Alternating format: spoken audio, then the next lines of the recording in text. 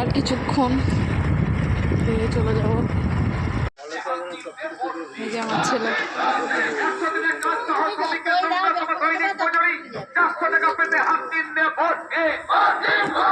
বছরে 3 লক্ষ কর্মসংস্থান সুনিশ্চিত করতে বছরে 3 লক্ষ কর্মসংস্থান সুনিশ্চিত করতে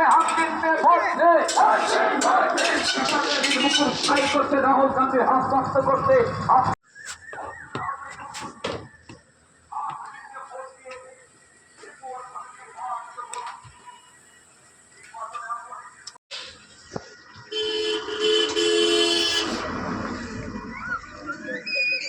যখনই আসি এই রেস্টুরেন্টে খাই, দারুণ বানায় এগ রোল।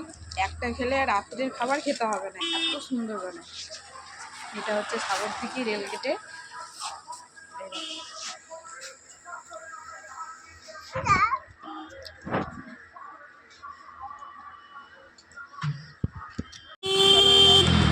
বাড়ি রওনা।